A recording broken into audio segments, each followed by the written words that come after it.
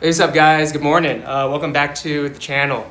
As you can see behind me, the shovel head parts graveyard is down to just that top cover, which is actually a spare, and then also my exhaust. That will go on last anyways. But as you can see, man, the shovel head is back together. I think the last time I spoke to you guys was yesterday, or whatever the last vlog was, and I was gonna mount the main shaft support plate for the transmission.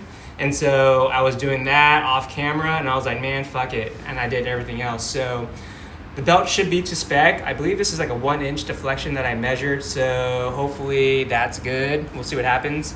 But yeah, back to foot clutching and jockey shifting, just as the doctor prescribed.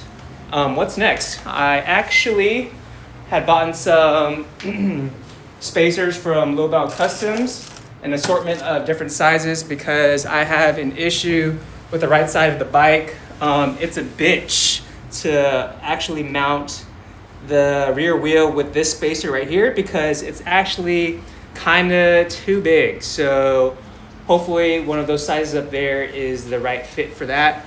While I have the wheel off,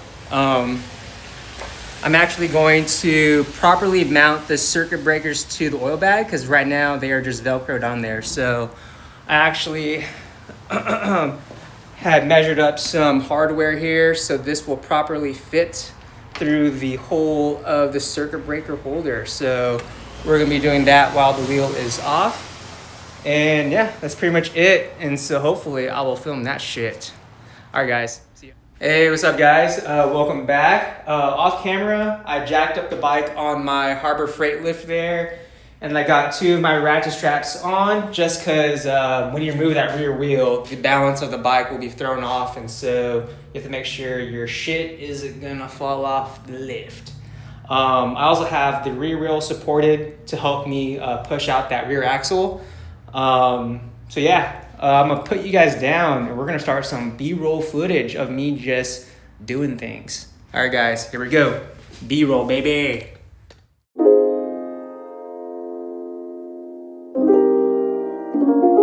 Got the tire off, and now I should have enough room here to actually drill the holes in the oil bag for the 2 circuit breaker holders I have. And so we're gonna get to it.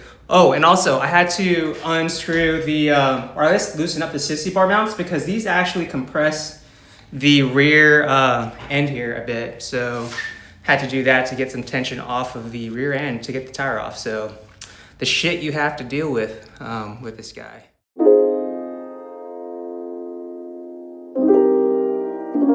A little break from the B-roll action. I marked blue tape on the location of the circuit breakers on the other side, and I can actually see the back of the plate and the top, so I know where to place this, and then I'm gonna do a hole there to start the drilling. So let's get to it.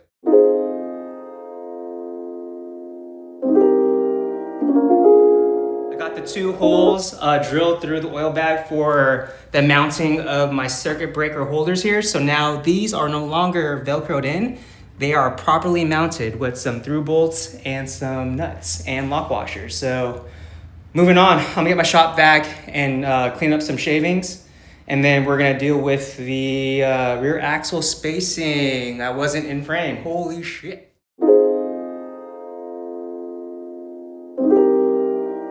Guys, with the circuit breakers mounted, we can move on to the axle spacing. So this is the spacer that I'm having issues with, and so I have this pack here of different sizes. So I'm just gonna find one that is smaller than that and then go from there. I might have to double up maybe if okay, so this one might be it. It's like, because this is really the size, but kind of not. So I'm gonna go with this one and see what happens. So we're gonna go through some B-roll action now. B-roll now. Fire the B-roll.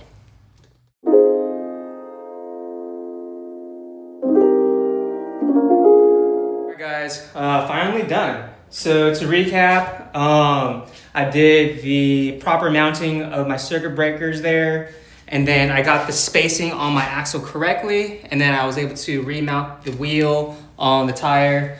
And so now one thing I have to make sure is that there's no fucking wiggle on this, because if this bitch gets out of whack while riding, my wheel will seize, because I've done that before. So this is pretty good. Still spins with no bindings and shit. So I think we're good to go. Whew, man, this bike is ready to roll. I think honestly what's left, which I want to get the bike running again, but eventually I do need to redo the top gaskets there, because I do have an oil leak that's occurring in the front. So this does require me to take the heads off. So stay tuned for that, because I actually bought all the gaskets for that stuff. So that will be a different video. And yeah, thanks for watching, guys.